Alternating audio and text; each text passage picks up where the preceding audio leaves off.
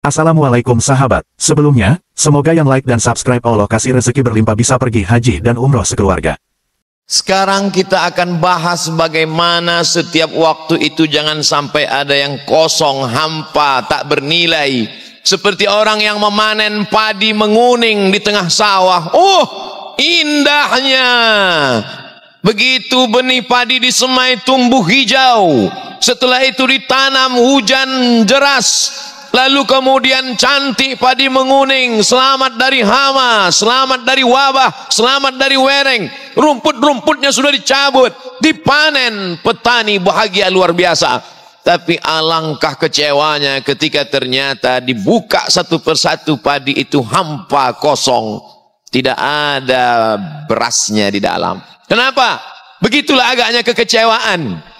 Kita selalu diajak hayya 'alal falah.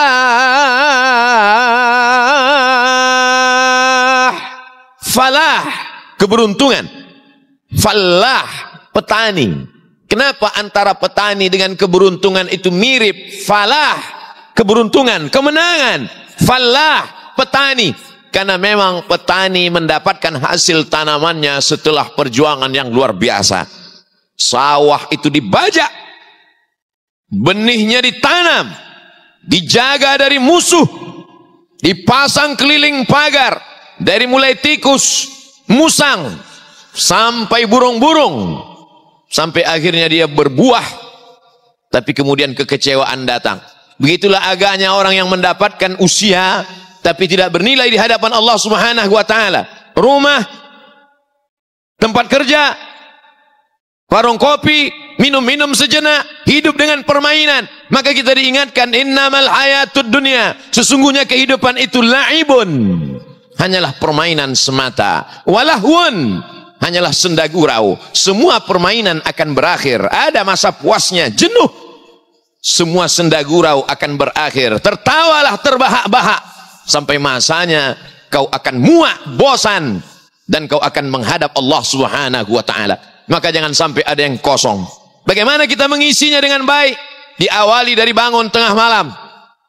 Wa minal laili, dari sebagian malam. Fatahajjad, bangunlah, lawan kantukmu, lawan tidurmu. Yang paling afdal sepertiga malam. Jadi kalau malam itu diawali pukul 8 setelah Isya, karena itu baru bisa tahajud. Tahajud baru boleh dilaksanakan setelah Isya. 9, 10, 11, 12, 1, 2, 3, 4. Kalau di Jakarta pukul 4 sudah azan. Kalau di Pulau Sumatera pukul 5. Hanya perbedaan beberapa jam saja, tapi lebih kurang demikian cara pembagiannya. Maka dibagilah sepertiga malam antara jam 12, jam 1, jam 2. Inilah waktu afdal paling utama. Tapi kadang kita kesulitan, kalau bangun jam 2 nanti akan tidur lagi. Kalau dia tidak tidur nanti akan sulit besok bekerja. Maka paling tidak, ini alternatif terakhir. Bangunlah pukul 3. Karena masih ada 60 menit menjelang azan subuh berkumandang. Mandi, bersihkan diri. Ada terapi mandi subuh. Katanya kalau mandi malam itu nanti akan kena penyakit rematik. Betul, setelah maghrib. Tidak dibenarkan. Tapi kalau setelah berlalu tengah malam, jam 1, jam 2, justru afdal, sehat, fresh. Setelah mandi, berwudu. Setelah berwudu, salat sunat wudu 2 rakaat. Apa amalmu, wahai Bilal? Sami'tu dafana 'alaika baina yadayya fil jannah. Aku dengar suara gesekan sendalmu di surga. Apa amalmu, wahai Bilal? Bilal menjawab, aku tidak pernah meninggalkan salat sunat 2 rakaat setelah wudu. Bagi yang pakai talaffuz bin niat, usolli sunnatal wudu raka'ataini lillahi ta'ala. Bagi yang tidak melafalkan niat di mulut, cukup dalam hati saja, Allahu Akbar. Jangan dipermasalahkan. Inilah yang membingungkan saya, Ustaz. Ustaz satu mengatakan lafalkan di mulut untuk menguatkan hati. Ustaz yang satu mengatakan jangan dilafalkan di mulut, itu menambah-nambah ibadah, bid'ah. Terus sampai hari ini belum saya laksanakan dua-duanya, Ustaz. Pilih salah satu. Ini antara khilafiyah, sepele, remeh-temeh saja. Substansinya adalah mengisi waktu di waktu malam kita melaksanakan ibadah kepada Allah. Salat sunat 2 rakaat. Ayatnya, faqra'u ma tayassara minal Qur'an. bacalah ayat apa yang mudah bagimu dari Al-Quran. Kebetulan dekat musim puasa Ramadan, ingat ayat ya ayyuhalladzina amanu kutiba alaikumus siyamu kama kutiba alal ladzina min qablikum la'allakum tattaqun. Kebetulan dekat musim haji, wa atimmul hajja wal umrata lillah. Kebetulan ingat tetangga belum bayar hutang. Ya ayyuhalladzina amanu idza tadayantum bidainin ila ajalin musamman faktubuh. Kamu kalau tengah malam apa yang selalu kamu ingat? Qul huwallahu Pak Ustaz. Ya udah baca itu aja. Ya Rasulullah, ya, ini ada sahabatku. Siapa namanya? Qatadah bin Nu'man. Mengapa dia? Qatadah bin Nu'man setiap malam kalau dia sholat ayatnya Qul huwallah.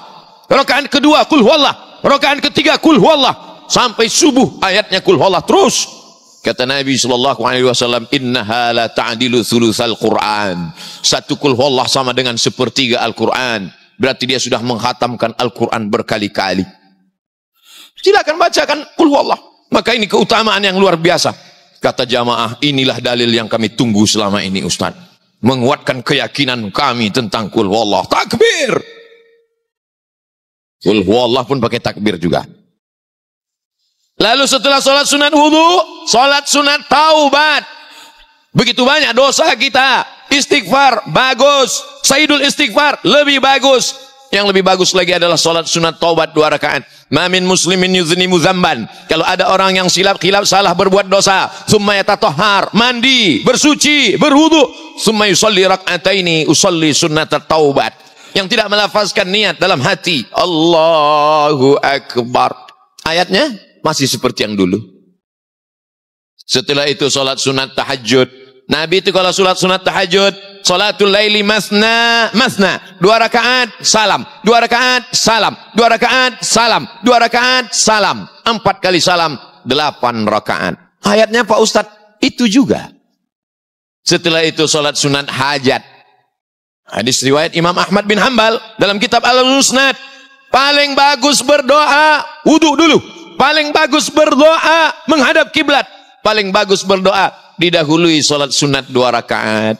Hajatnya supaya anak kita berhasil, selamat hidupnya dari perbuatan maksiat dan dosa, supaya negeri ini menjadi baldatun thayyibatun wa rabbun ghafur. Segala hajat dunia, hajat akhirat, hajat pribadi, hajat keluarga, hajat negeri dimintakan kepada Allah Subhanahu wa taala, ditutup dengan sholat witir 3 rakaat.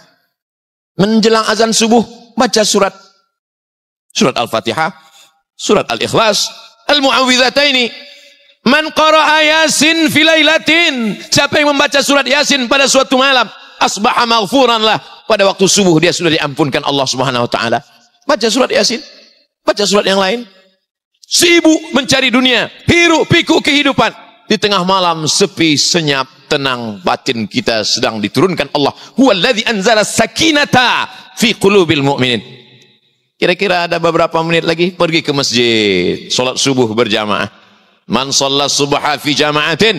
Siapa yang salat subuh berjamaah, fa ka'annama shalla al-laila kullah. Dia seakan-akan sudah melaksanakan salat sepanjang malam. Lau ya'lamuna ma fil atamati was subhi, seandainya mereka tahu keutamaan salat Isya dengan salat subuh berjamaah, la atauhuma habwan, mereka akan datang walaupun merangkak. Ini bukan kalimat basa-basi, ini bukan hiperbola, ini bukan kalimat yang berlebihan. Hari ini kita disuguhkan video-video viral tentang orang yang datang merangkak ke masjid. Maaf, karena lumpuh, karena kekurangan fisik. Fisik mereka kurang, badan mereka kurang, tapi hati mereka sempurna. Berbeda dengan kita, fisik kita sempurna, ternyata hati kita kurang. Isi terus, itu baru malamnya. Bagaimana dengan siangnya? Ibadah bukan hanya sholat, zikir, baca Quran.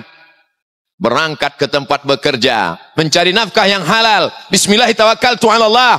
Wa'tasamtu billah, la haula wala quwata illa billah. Maka tempat bekerjanya itu pun bernilai ibadah. Tidak ada satupun yang kosong, hampa. Dari rumah ke tempat bekerja, yang bawa sepeda motor, yang bawa mobil, bertasbih. Radio yang didengar, dakwah. Lagu yang didengar, religi. Apapun yang dia lihat, apapun yang dia dengar, maka semuanya adalah bernilai ibadah, ibadah, ibadah. Jangan kosong dari ibadah.